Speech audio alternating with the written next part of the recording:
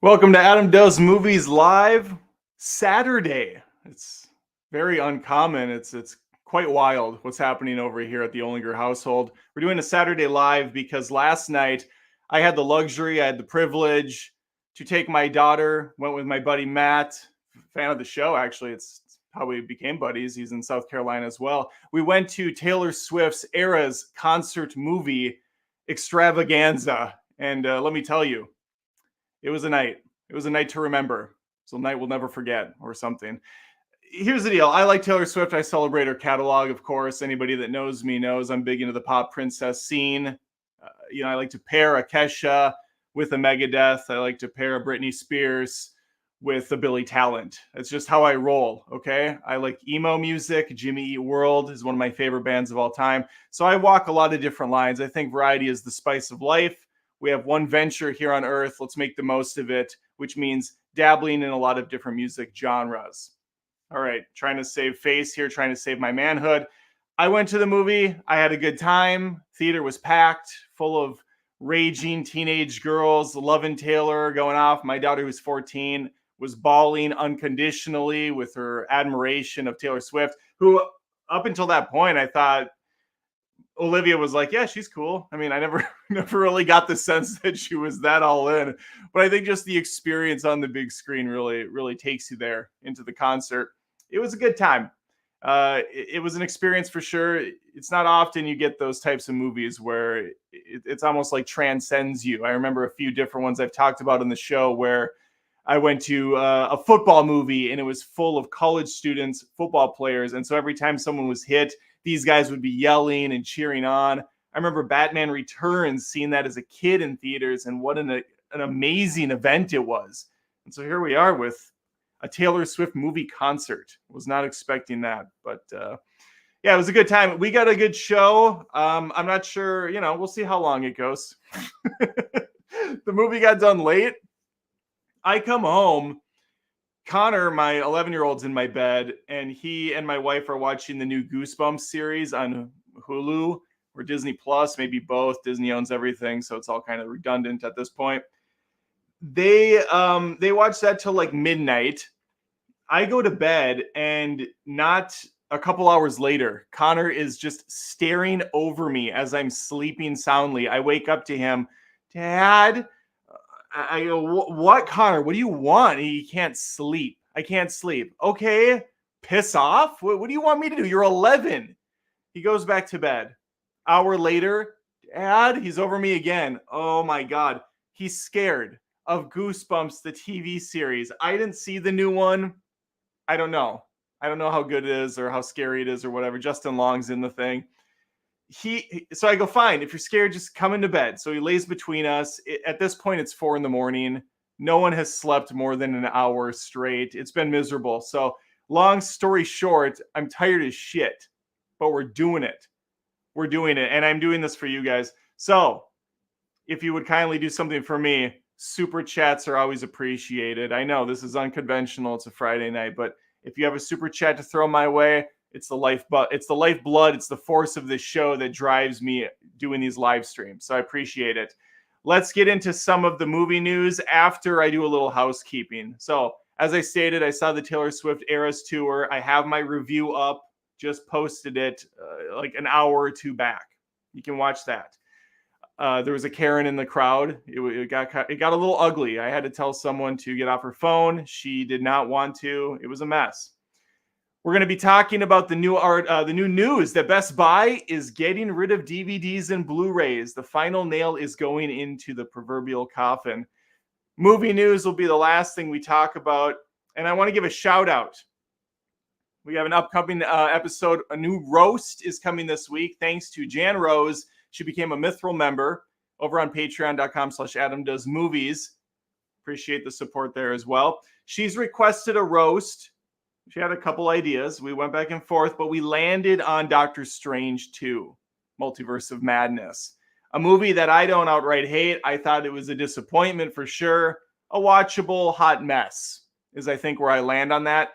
Definitely a movie I can roast, though, and roast I shall. That's going to go up this week is the goal. She's got a birthday she's celebrating. I believe it's October 18th. Jan, I apologize if I get the date wrong, but that's what we're doing this for. That's what this is all about. A nice little birthday gift to Jan. So shout out there.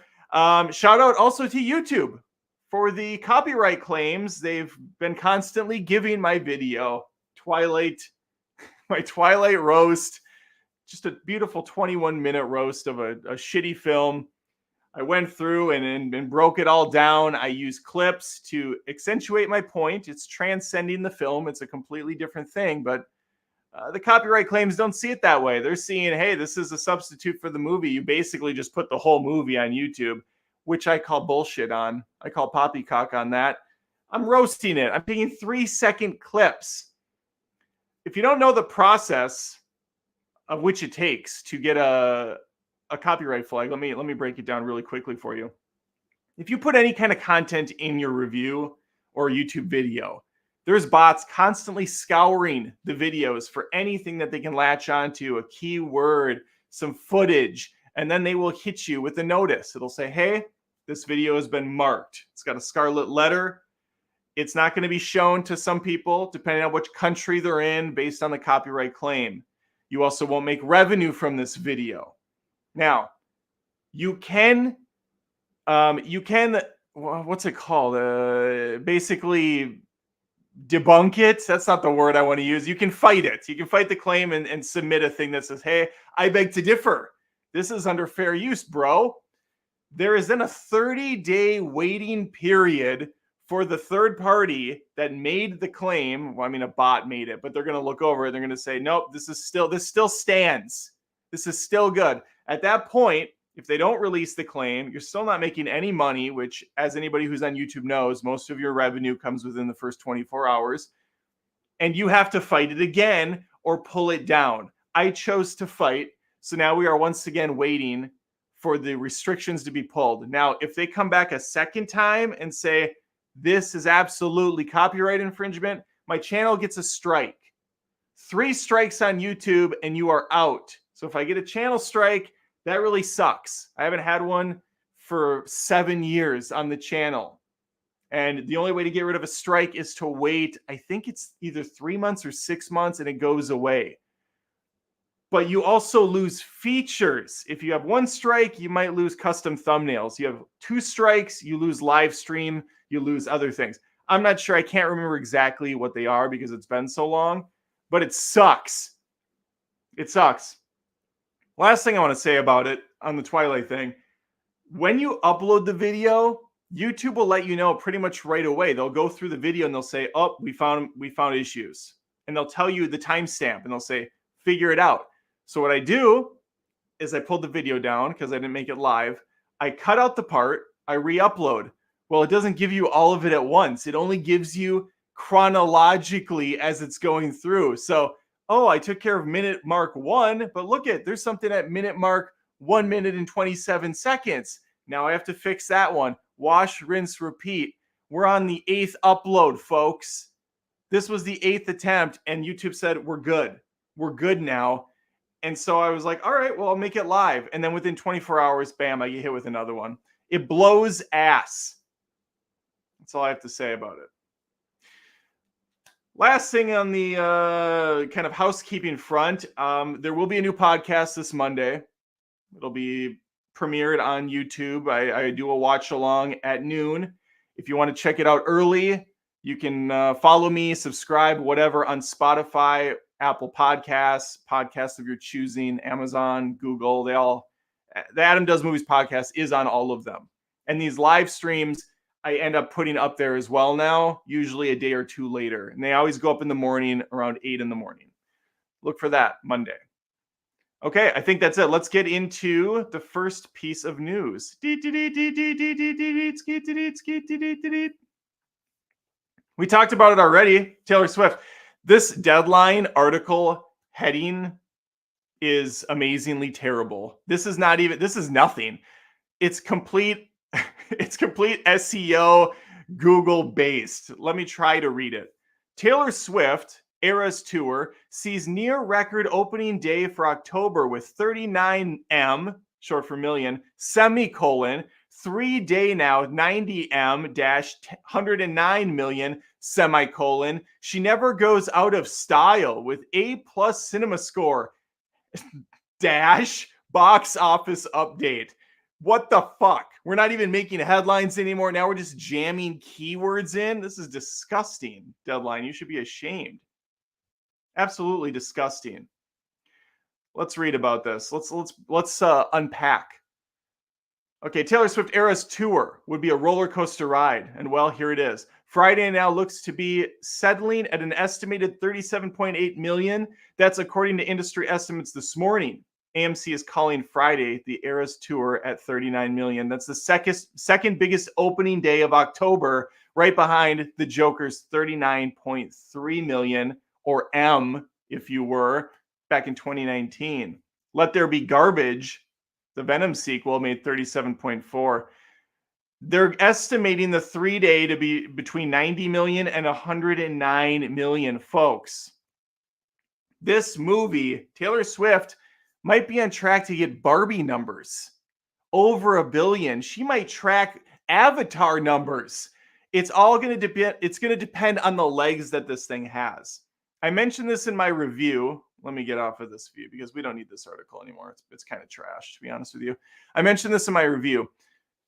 This movie concert thing isn't being penned as a movie at all by at least Regal. I don't know what AMC is charging. I assume it's the same across the board. This was a $22 ticket. This is not your standard movie ticket price of $8.99 or $14.99 or wherever you live, whatever the charge is. No, this was a major upcharge because they're treating it as a concert event, which absolutely does not substitute a concert. I can tell you that right now. It was still a good time regardless, but not a concert. That's a lot of fucking money. It's a lot of money. They're essentially making 3 times the amount of a regular ticket sale. I think that because of the success of this movie, we are going to see more movies doing this. And obviously, this is not the first. There have been other ones in the past. I remember back in the day, there was a Hannah Montana. What was that? Lizzie McGuire, Best of Both Worlds tour. I did not see that movie, although I celebrate Hilary Duff's entire catalog as well. That went to theaters. I'm pretty sure there was a Jonas Brothers movie at one point. There was a Justin Bieber concert movie at one point. This is definitely not the first, but I do think we're going to see more of them now, especially in the pop princess category. If you want to consider Taylor that's almost a disservice because she has so many different genres and styles, and she's just very talented. But regardless, I think we're going to see more of it for sure. Okay, my opinion on it, cool. I don't really care. If they're not treating it as a movie, why should I? It's a concert thing, and it made a lot of money. It gets people out to the theaters, so they're supporting theaters, and that's great. Now I just wish that my Regal and all the surrounding Regals didn't blow ass, and they actually put some money into making them better. But, if you don't have the funds, then I guess we don't get the funds, as it were. Yeah, not much else to say on it. Good for Taylor. She could certainly use the win. She could certainly use the money. All right, let's go to the next big piece of news. And that is, if I could bring it up in any sort of appropriate manner, Best Buy will soon stop selling DVDs. Folks, this has been a long time coming, to be honest. I'll give you my hot take on this in a little bit, but let's read this small little article. CNN says grab physical DVDs while you still can. Yikes. Netflix mailed its last red envelope DVD last month. I can honestly not believe that people were still doing Redbox. Now, Best Buy will stop selling DVDs and Blu-ray discs at the end of 2023 holiday season 2. Best Buy says that streaming has made DVDs obsolete and it can use physical space in its stores and warehouses for tech products in higher demand. What, really? Last time I was in a Best Buy, they had an entire section of vacuums, fridges, washer and dryer. Are these what we're calling high-tech tech items? I mean, they barely had any Blu-rays when I was in there last time. I've joked about this before. When I went to a Best Buy, looking for a movie was the saddest thing in the world. I had to go to the way back corner. There was an old-timey janitor in there sweeping, like, Blu-ray? I haven't heard that name in a long time. We might have one over here. And I'm like, well, I heard the format is dead, but I'd like to buy one. And he looked at me and he's like, sometimes dead is better. And then I walked away because then I realized I didn't even want a Blu-ray. Who's buying Blu-rays still? Okay, to state the obvious, back to the article. The way we watch movies and TV shows is much different today than it was a decade ago. He said decades. I singulared it for some reason. Best Buy said in a statement, Best Buy is a person in this article. Making this change gives us more space and opportunity to bring customers new and innovative tech for them to explore, discover, and enjoy. You're going to start selling vibrators at Best Buy? The media website, Digital Bits, first broke the news of Best Buy's move. Okay, so we're just giving credit. That's a link. That's a link off site that gives them more bots to come back. It's an SEO thing. Best Buy does not break out its sales from DVDs, but Best Buy currently has 24,000 DVDs listed on its website. The company has shrunk down aisles of DVDs in recent years. Yeah, no shit. Best Buy's exit from the market will leave Walmart, Amazon, and Target as the top retailers stocking DVDs, according to Digital Bits. Walmart reportedly controls 45% of the market for DVDs. And of those 45%, this isn't the article anymore, this is me. And of the 45% of the market, 95% of those movies star Dwayne Johnson. They don't have this anymore. Well, I haven't been to a Walmart in a fortnight, but the last time I was in a Walmart, they no joke, had a Dwayne "The Rock" Johnson section of DVD. It was just all a shrine of The Rock movies. You got The Rundown in there. You got Walking Tall in there. You have Black Adam probably in there somewhere. One of the Fast and the Furious movies, Hobbs and Shaw's in the mix. I mean, his entire catalog is up for grabs as far as I'm concerned. What a Criterion collection he has to offer. Really wild, strong stuff. Okay, let's go to the next article. Oh, I'm sorry. I didn't even comment on this. I didn't even give you my scorching hot, beautiful take on DVDs and Blu-rays. I have DVDs and Blu-rays. You see the collection over around my shoulder? If you're not just listening only, I have just a scant amount of them. That's not all of them. That's just some of the DVD seasons of like X-Files and Seinfeld, and then just a row of like South Park. And then I have a comical collection of HD DVD movies over there behind the Lego Seinfeld set. Remember HD DVD, fam? That was fun. That was a fun time for everyone. Spoiler, it didn't win the Blu-ray HD DVD format war. It did not win, and neither did I, because I invested in a bunch of them. I guess I had disposable income at that time. What a wonderful 5 months that was.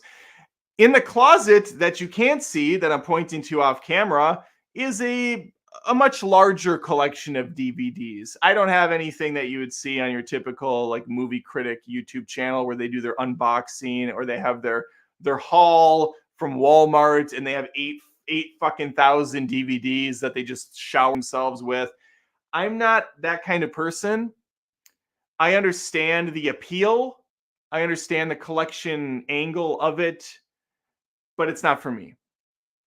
Now, there was an argument for a while that, hey, you don't own your stuff with digital, with a physical copy in hand. You own that. That is yours forever. It's yours forever. That physical copy that could easily break or scratch and will become obsolete is yours forever.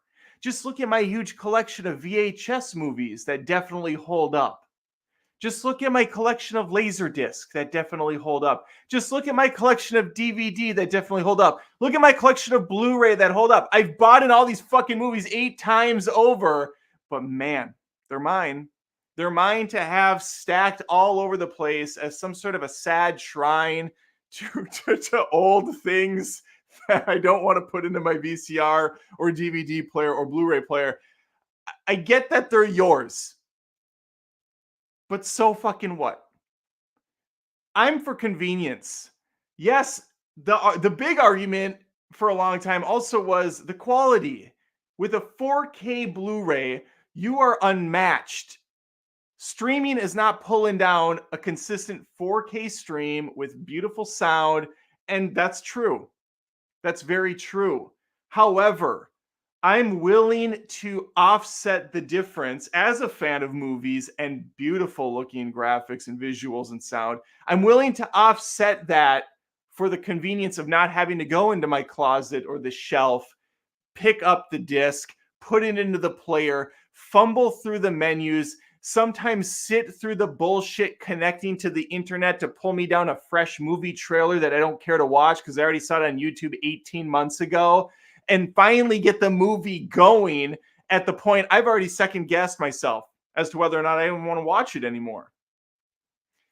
That's where I stand on it. I have a collection of movies on digital. Will those last forever? No, they won't, because nothing does. Nothing lasts forever. My shitty digital Amazon list of movies and their terrible layout will be obsolete in probably 5 or 10 years because a new format will come along again that will beam the videos right into my brain.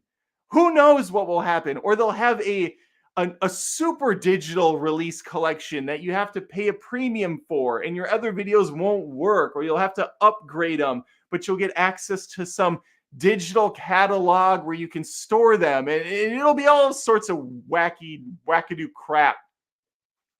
Bottom line is they will always find ways to get more money, to repackage the same thing over and over again, so you fork over the cash. And people like me, people that collect movies or love movies, will do it. We'll do it. I have owned Die Hard like 4 different ways. I've owned several movies on 7 different formats. It just is what it is. And but I don't prescribe to the whole it's all or nothing. It's die or it's give me Blu-ray or give me death. I don't fall on that sword. I don't care about this. This just seems obvious. So everybody was kind of freaking out a couple days ago when it broke that Best Buy was, cutting the cord. They weren't going to have the sales of DVDs even on their website or in their store. And people were like, it's over. It's all over. It's been over. It's been over. Now, there are boutique collectors that go for the steelbooks and the 4Ks. That's cool. I mean, that's fun. I'd love to be able to have that kind of money to just make a big wall of DVDs that I can one day look back on and say, you know what? I purchased this movie when it came out in 2024. It's the greatest year of my life. No, that's not happening. I'm honestly I'm a big fan of Lego. If I had a bunch of disposable income, I'd buy a whole bunch of Legos, movie-based ones, kind of like I got the Harry Potter set back here. There's some really cool ones that I would love to get my hands on. There's a Home Alone Lego set. There's a what was the new one? I saw a film strip, like a Disney video camera with like a film strip coming down. Mickey and Minnie are in the corner. That was sweet. I want to put that together. I'd love to put that together. Let's move on. Because then, you know what? Then at least I'm actually building something. I'm doing something. Okay, now we're going to move on. This is on another sad note of, speaking of things dying. Let's share this tab. Michael Caine, not dead. Jesus, I was way too quick on that. Michael Caine is not dead. He's just done acting. The giant of cinema is hanging up his hat at long last, says Collider. Michael Caine is 90 years old. I don't need to read this article. I just wanted to have it up for some. Oh, I didn't even show it. Wow. I was going to put up for some visual. Here, look at this. Is the article from Collider. Michael Caine is not going to be acting anymore. He's kind of been slowly doing stuff every couple years. It's been a while since he's been in anything. And yeah, I guess he has a new movie coming out. And it will be his last at 90 years old. And yeah, respect for the legend that is Hoagie, which is Michael Caine's character from Jaws: The Revenge. Obviously, the role he's known for more than any other. Okay, let's get that out of here. Another piece of news. Some of these are going to be quick because I just don't really have much to say on them. Okay, here's one that's a little spicier, I guess. Maybe one person didn't see this coming and is like, oh my God, why? Why was this such a colossal failure? I didn't see this coming at all. It is with a heavy heart that I announce Blue Beetle ends theatrical run as lowest grossing DCEU movie at the global box office. Yeah. It's a shame. It's a shame. Solo, the main actor here. Solo's going to continue in the DCEU, I guess. I don't know how Jaime is going to continue on with James Gunn's vision. Doesn't make any sense. Some of them are staying, like Jaime, Peacemaker, Amanda Waller, of course. She's a treasure. You keep Viola Davis around when you have Viola Davis. You keep her fucking working. I would assume Harley Quinn, maybe? You know, what are we doing here? It's a little weird. It's a little up in the air, but yeah. Jaime's not done. Solo's going to keep going. I just, this movie wasn't good. I know a lot of people thought it was a fun time, a good little romp in the movie sack. I'm sick of it. I'm sick of this shit. And my kids didn't even want to go to this movie. They don't want to see the Marvels. They don't want to see really anything superhero related. They're over it. And I don't blame them. I'm over it. If this movie had come out, God, this site sucks. If this would have come out, a decade ago, I would have probably enjoyed it.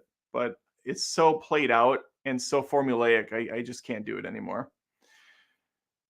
Let's see what else we have here. This is an interesting one. Let's go ahead and share this. There's just there's moving crap everywhere on these websites now. Everything is a moving ad and a moving part. What an awful experience. Kingsman 3 filming start window finally confirmed by Matthew Vaughn after 6 years. After 6 years, we're finally going to get the starting film window of another Kingsman movie. What? The window. After leaving audiences hanging for the final chapter, Matthew Vaughn finally confirms Kingsman 3's filming start window. Based on Mark Miller and Dave Gibbons' graphic novel of the same name. A bunch of garbage text. Give me the good stuff. Where are we at? Okay, next year, we're rebooting Kick-Ass, and we're making Kingsman 3. Oh, this is like 2 news articles for the price of fun. Kick-Ass sort of changed people's perception of what a superhero film is at that time. So we're doing it again. So it's none of the characters from the other Kick-Ass. We'd like to bring them back after the reboot, but this reboot is just going off on a tangent that I really can't talk about, but it's fun. All right, Matthew Vaughn, I see you. I hear you. Did we get the window? I don't see in this article where the window is. Vaughn has similarly remained dedicated to pushing ahead with the next movie. One question surrounding the movie is whether it can recapture the success of the first two. The 2021 prequel, The Kingsman, put something of a damper. Yeah, that movie blew ass. Some people like it. I don't get it. I thought that movie was garbage. While some sequels ultimately failed due to the longer gap, Kingsman, The Blue Bloods, various delays may actually be beneficial. I guess the title is The Blue Bloods. Not to be confused with The Blue Beetles. I maybe glanced or grazed over this, but I don't see where they put the window at. Also, Kingsman 2, not great. Let me just say that as well. Kingsman 2 wasn't great. I don't see a window. Okay. Begin filming in 2024 after years of delays. It will begin filming in 2024. That's our window next year. Literally the entirety of next year could be the window for this film. Final article, and this is just a complete bag of humor right here because I can't imagine any of this is really going to hold water. Avengers 6 will soft reboot the MCU and bring back retired characters. I should look up Kevin Kevin Feige. I have to look this up every single time. I never remember it. Kevin Feige. Okay. Kevin Feige, quote, backs rumors. A major new bombshell suggests that Marvel plans to soft reboot the MCU in 2027 with the sixth Avengers movie and teasing the return of lost heroes. This is an article from Screen Rant, so take all of this with a grain of bullshit. But we'll see. The MCU could reboot. So we have a could right out of the gates? The MCU could reboot after Avengers Secret Wars in just 4 years, according to a new quote from Marvel Supremo, Kevin Feige, I forgot it again. The upcoming Avengers 6 will close out the currently announced slate of upcoming Marvel movies on May 7th, 2027. Who cares anymore? Feige has also said in recent interview with Variety that the MCU has barely scratched the surface of the story potential from Marvel comics, okay? Speaking on the Watch podcast, author of the new Marvel book, MCU, The Reign of Marvel Studios, Joanna Robinson dropped a bombshell. Let's hear the bombshell. Strap in, Oppenheimer. We have a quote from Kevin Feige, sort of implying that, like, oh God, I have to read this in like dumb speak. We have a quote from Kevin Feige, sort of implying that, like, Secret Wars will serve as a soft reboot in which they can prune everything. That's not to use a Lokiism. What? They'll prune everything that's not working and just keep what is working, or bring back people you brought were gone for fuck. This is such an I have to do this every time I read off articles. These are so poorly written, I can't even begin to comprehend what I'm reading. Diving into MCU, The Reign of Marvel Studios for further hints, it's notable that the final chapter, titled How Much We Have Left, has the following paragraph close to the end, relating a meeting with Feige that concluded with him revealing a poster from 1988 drawn by Ed Hennigan and Joe Rubinstein of hundreds of Marvel characters as an indication of how many new characters could come to the MCU. Folks, that was one fucking sentence. That whole thing was one sentence. Are you out of your mind? As the MCU, okay, now we're quoting anonymously, I guess, as the MCU spilled over into streaming programs and the multiverse saga, Feige had to learn different lessons from the comics, how superheroes periodically needed to be rebooted, how to stop variants and spin-offs from spiraling out of control, how an annual mega crossover event could unify a disparate line of characters. I see nothing in here from Feige. The question of why Marvel would reboot is a particularly pressing one, given how successful most of the franchise has been. Jesus Christ. Folks, I think this is what we call a clickbait garbage article from our favorite clickbait garbage authors, Screen Rant. Let's get this garbage out of my sight. I'm done with it. I'm done with it. And that I'm done with the news. I'm done with the movie news. I wanted to do a Saturday live stream because I missed out on Friday night. It looks like people are watching. I don't see any super chats. So if you have them, now is the time. As I stated, I'm dead tired. It's okay if we want to check out early. We've been going for 34 minutes. It's not a long live stream. So if you have movie questions for me, if you have any questions for me, personal or otherwise, I'm here for a little bit. We can keep this party going for a while. But I'm not going to stick around for no reason. That's just silly. That's not worth anybody's time. If you want to know my thoughts, I do see a super chat. I'm going to get to it in just a second. Keep them coming, so I have more than one.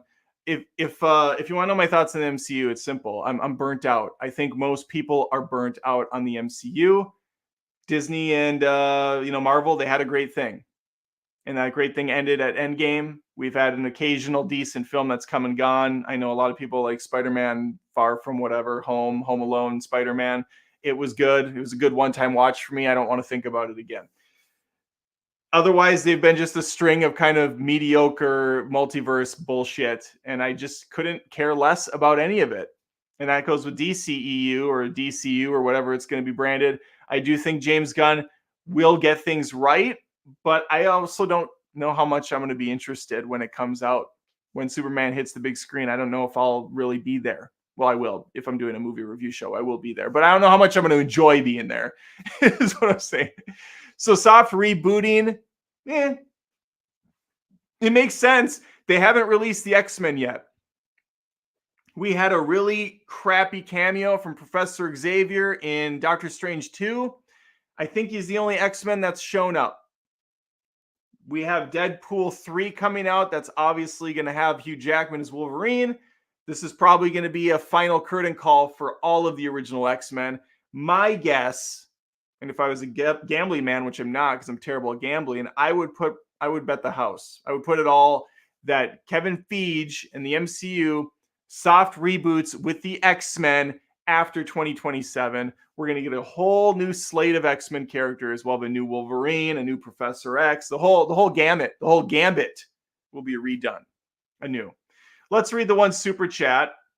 We have Dieter Bastian shot out of a cannon with a $5 super chat. Funny money, but that's okay. Good morning, Adam. Even if you don't collect anymore, I still love seeing the nice mix of formats in the background. How is your script coming along? Did I read all that right? Even if you don't collect anymore. Oh, the DVDs. I got you. How is the script coming along? The script is coming along. I haven't worked on it since I made the announcement that I'm working on a script. I was a little generous when I said I had 30 minutes. I'd say I have closer to 25 minutes. The rule of thumb is every page of a script is equal to about a minute of screen time. I'm pushing around 24 pages. So formatting and all taking into account, that's where I'm sitting. Sundays kind of seem like the day that I work on the script so far, and I plan on working on it tomorrow for hopefully a few hours. My goal is to get the script completed before my birthday in November. Towards the end of November is my birthday. I have limited time to work on the script. I obviously have to be in the right mindset for it, but the goal is before my birthday to get the script completed, and not only the script, but also the pitch deck and all the stuff related to it. I want this thing to be as completed as humanly possible for an early next year pitch, a 2024 pitch, a push, whatever I have to do. I will shoot a little bit of video as a proof of concept. I'm putting it all into this because it's a passion of mine. It's something I want to do for a long time. Whether it goes anywhere or not remains to be seen. I'm confident that if I could get it in front of the right people, it would be a very successful hit. But there's a million other people doing the same thing. But so my expectations are in check. But you have to have a positive mindset when you go into this stuff. If you go into it thinking, well, we'll see, very laissez-faire. Oh, maybe it'll work. Maybe it won't. You have to commit fully. And so I'm committing. Thank you, Dieter. I appreciate that. Mikey C with a powerful $2 super chat. Thank you, Mikey. Hey, Adam, what's your writing process like? It's like the Wild West, Mikey. I'm using Studio Blender, Studio Binder. I just brought it up right now on my computer. I've never used Studio Binder before. You can do one free script on there. Otherwise, it's a pretty costly, service every month. I'm liking it. I like that it kind of helps format the script with you. You just do the quick keys and you'll do your characters and then their dialogue, and then you can do the actions and all that stuff. That's pretty nice.